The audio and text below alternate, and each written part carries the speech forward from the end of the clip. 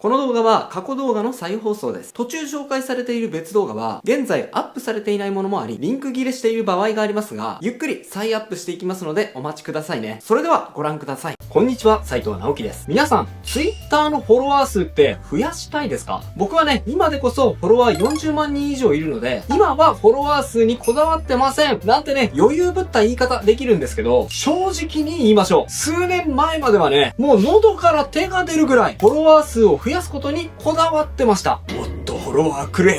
ー。もっと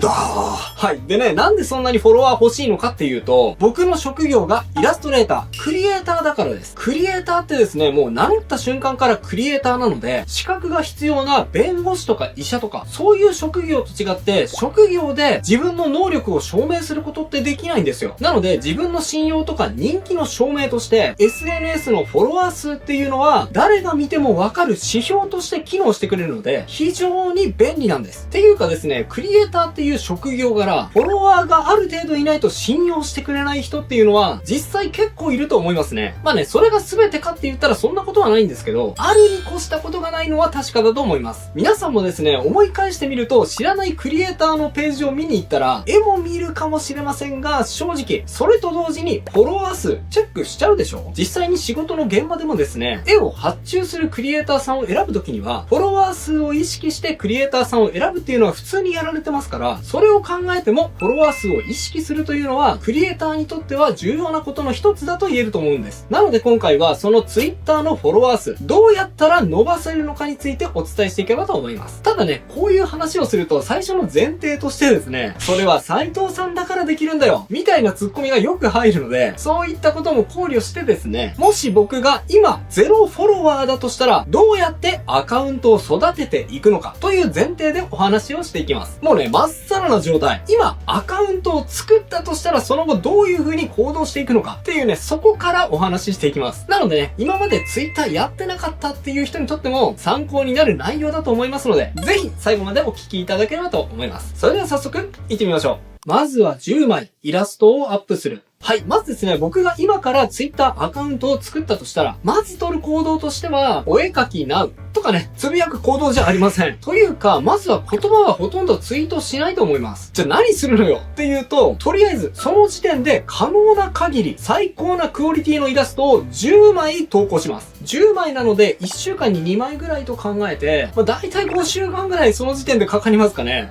期間はね、そんなに重要ではありませんが、とりあえず、10枚の本気のイラストを投稿するところから始めます。いきなりハードル高っって思いましたか？僕もね、言っててそう感じます。ですが、最初少々きつくても、これが結構その後、Twitter を伸ばせるのかそうでないのかの分かれ道になると思うんです。理由を説明しますね。これなぜかというとですね、Twitter は Look at me じゃなく Look at this の文化。私を見てではなくて、これを見てという態度が Twitter アカウントを育てていく鍵になるんです。これですね、Twitter の他のプラットフォームと比較すると分かりやすいんですが、例えばインスタとか Facebook は自分は誰とこんなことをしているといった投稿が多いと言われています。ですが Twitter はこんなことを発見したとか、このすごいコンテンツ見てといった投稿の方が注目度が高くなる傾向にあることが Twitter Japan のマーケットインサイト&アナリティクスリサーチによって発表されているんですね。あとこれはもしかしたら日本人限定の話になっちゃうかもしれませんが、Look at me 私を見てっていう態度って結構ね、自意識過剰にも見えて嫌われやすい傾向にあるかもしれないという側面もあります。とにかくですね、私を見てという態度よりもこれを見てという態度が少なくとも Twitter の世界においてはユーザーには受けるんです。フォロワー数を増やしていくという目的においてはですね、この事実を無視することはできません。なのでですね、まずは自分のアカウントに自分が提示できる Look at this がないとお話にならないわけなんですね。そこでまずは10枚イラストをアップすることから始めます。絵師にとってはそれがイラストかもしれませんし、小説家や詩人だとしたらそれは言葉かもしれません。歌い手なら歌だし、声真似する人だったら録音データかもしれません。とにかく自分にとっての Look at this をまず最低限投稿すること。それがね、何よりも大事なんです。そしてですね、僕だったら10枚投稿し終えた時点で、それまで投稿した10枚の中から自信がある作品を4枚選んで、1つの投稿として再投稿します。で、そのツイートを固定ツイートに設定しておきますね。これはですね、次に紹介する方法に繋がっていきます。有名な人のスペースに参加。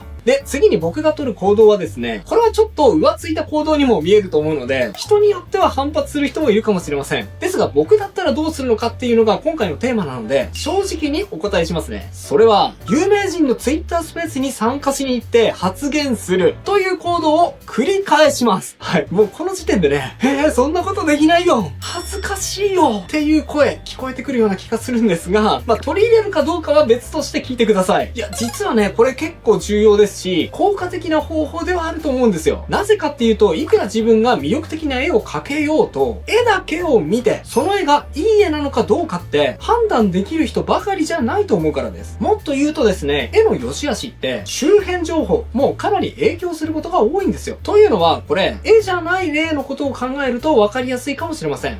例えば僕ですね、カンブリア宮殿っていう番組が好きなんです。村上龍さんと小池栄子さんが日本のね、ものづくりしているメーカーの熱い思いをインタビューしながら伝えていくっていう番組なんですが、その中である日ですね、バルミューダっていうメーカーの扇風機が紹介されていたんです。もうね、僕それ見ていて、プレゼンがあまりにも素晴らしくて、その扇風機ついね、買っちゃったんですね。もう4万円ぐらいする、結構高級な扇風機だったんですけど、でもね、その扇風機めちゃくちゃいいんですよ。風がとにかく心地よくて静か。でもね、この扇風機の良さって、僕多分ですが、その商品だけを見た時点で判断できたかっていうと、僕はそういう目利きはできなかったと思うんです。じゃあ何がその判断材料になったかっていうと、作り手の熱い思いに触れたからだと思うんですね。でもね、それが全てとは言いませんが、多分これに近い部分もあって、作り手の話を直接聞くことで、絵の良さに気づいてくれて、それがきっかけで好きになってくれる人もいるっていうことも事実としてあると思うんですね。僕自身他の人のスペースを聞いていて、無名の新人イラストレーターさんが一生懸命プレゼンしていたり、質問していたりするのを聞いて、どんな人だろうってその人の話を聞きながら、プロフィール欄を見に行って、で、そこに展示してあるイラストがいいと、フォローしたりすること、結構ね、あります。他の人の行動を見ていても、同じように Twitter スペースがきっかけでフォローしたり、いいねやリツイートをしている人を結構見かけると思います。絵を投稿することと、自分の声を出して他人とコミュニケーションをすることっていうのは、またちょっと違う能力が必要ですから、スペースに参加しに行くっていうのは人によってはね、かなり勇気がいる行動かもしれません。ですが、これはね、すごく効果的な方法なので、僕はね、そういった行動に出ると思いますね。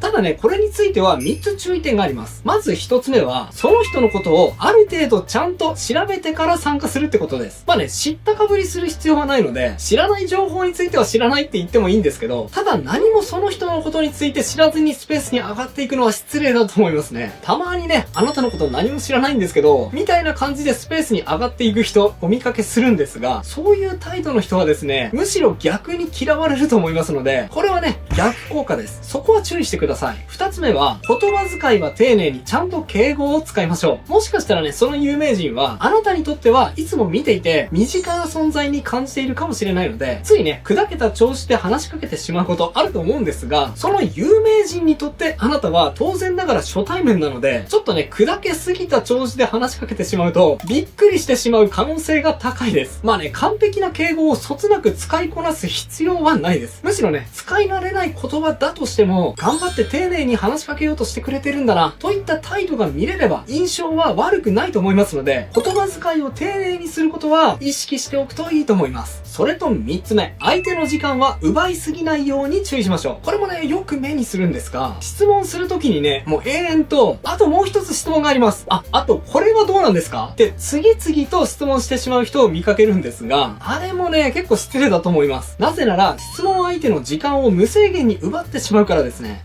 自分の立場や場合によってはありなんですが、少なくとも飛び入り参加だとしたら、質問はなるべくなら1回につき1個にまとめるのがいいです。もしね、どうしても2つ質問があるとしたら、2つ質問があるんですがよろしいですかと、あらかじめ伝えておくのがいいと思います。僕だったらね、自己紹介や自分の作品の宣伝文句ぐらいは、スパッと短く紹介できるように、もうね、あらかじめ台本書いておくと思います。二次創作を1週間に1回はアップする。はい。さっきお伝えしたように、Twitter は Look at me ではなくて Look at this の態度の方が注目が集まりやすいというお話をしました。これを考えるとですね、作品を投稿する上でも、自分を見てという要素を大事にするよりも、これを見てというみんなが注目しやすい、もしくはみんながすでに注目している情報を投稿する方が、いいねも伸びやすいし、フォローもされやすいと考えられます。ですので、そういった意味でもですね、二次創作は必ずアップした方がいいと思います。僕の場合もですね、これは実際にそうだったんですが、最初ね、オリジナル作品を多く投稿していた時期は、全くと言っていいほどフォロワーが伸びませんでした。イラストレーターとしてね、10年以上活動していたにもかかわらず、いとこの女の子にフォロワー数で負けていたぐらいです。確かね、2013年ぐらいだったと思うんですが、僕はフォロワー数500人ぐらいで、その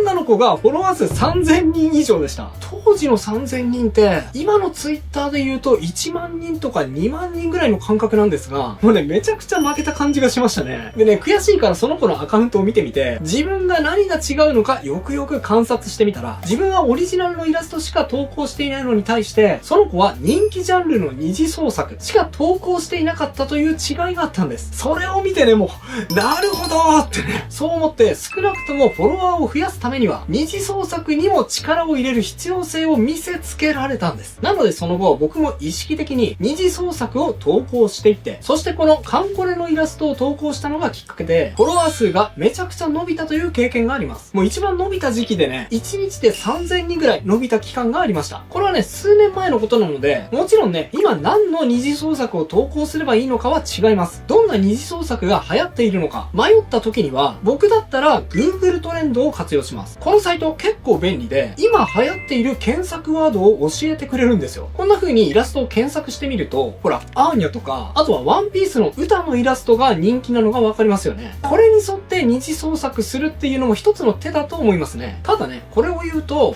やっぱりオリジナルってダメなの？二次創作しかしちゃダメって不安になる人もいると思いますが、僕はそれは違うと思います。Look at this の方が大事とお伝えしましたが、僕は意外とそれだけだと言い切ることはできないと思っているからです。いや、むしろ Look at me の態度は、実はこれからの時代重要になってくるとすら思っていますね。それはなぜかというと、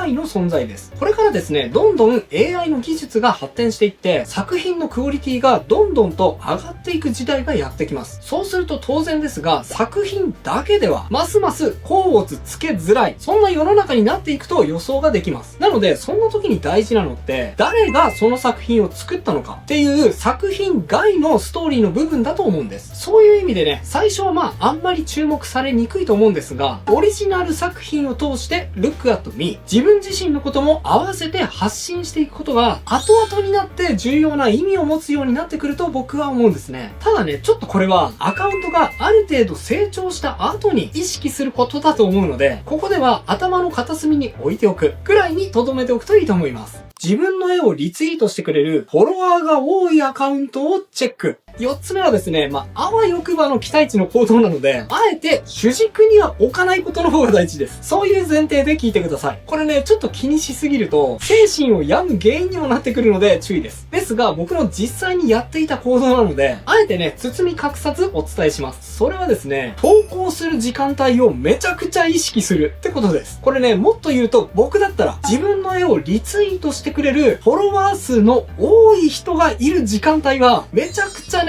意識すると思います。例えばね、ここまであなたがツイッター活動を続けてきて、もしかしたら急にいいねやリツイート数がある瞬間ババババババって爆上がりした瞬間があったかもしれません。そういう時ってですね、大抵誰か有名な人にリツイートされた経験が高いです。なので、そういう瞬間がもし訪れたら、まずね、その有名人が誰なのか確認しに行きます。確認の仕方はね、ツイッターの通知欄を遡って探せば、その人を起点に急に通知が増えているはずですから、大抵はね、見つかると思います。で、見つけたら速攻でフォローして、できるならリツイートしてくれたことに対してのお礼も言ってもいいかもしれません。僕ならそうすると思います。あとはここからはちょっとやらしい話というか、もしあわよくばのレベルなんですが、その有名人、少なくとも1回は自分のその投稿をリツイートしてくれたわけですから、今後も自分の投稿をリツイートしてくれる可能性がある人だと言えますよね。なので、何もない時間に投稿するよりも、その人の行動している時間帯に絵を投稿していった方が、もしかしたらですけど、その人がリツイートしてくれる可能性が高まると思うんですよ。なので、その人のツイートを観察して、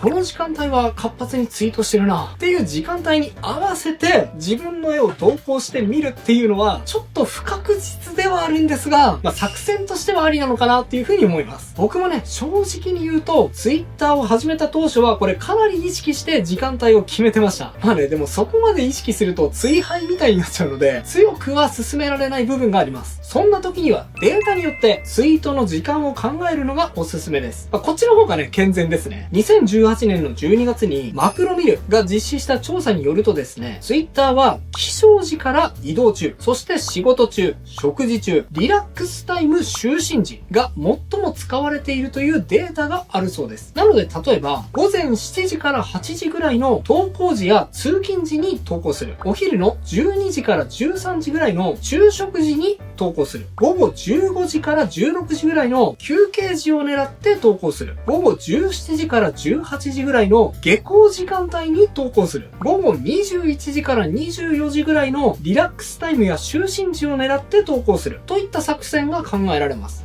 具体的にどの時間帯を狙うかについては、自分の投稿するイラストがどういうイラストなのかを考えて投稿するのがいいんじゃないでしょうか。例えばね、元気が出るようなイラストだとしたら、朝の投稿の時間帯に投稿するのがいいかもしれませんし、ちょっとね、電車や移動中に見にくいような、ちょっとエッチなイラストだとしたら、夜の方がもしかしたらいいかもしれません。僕だとしたら、あんまりね、最初から思い込むのは良くないので、単純に全部の時間帯に試してみて、一番反応が良かったところに、その後投稿していくっていう方法を取るかもしれません。そういうね、いろいろ試していくのも楽しいですよね。ショート動画を出す。で、僕だったらどうやって Twitter のフォロワー数を伸ばしていくのか、最後のポイントなんですが、今だったら確実にショート動画は織り交ぜるなって思います。ショート動画っていうのは数十秒ぐらいの動画のことですね。織り交ぜるっていうか、できれば僕だったら、むしろショート動画中心のアカウントにすると思いますね。動画の内容は、絵のメイキングでももちろんいいんですが、メイキングだけだともうあんまり目新しくないので、ネタっぽい動画にするのがいいかもしれません。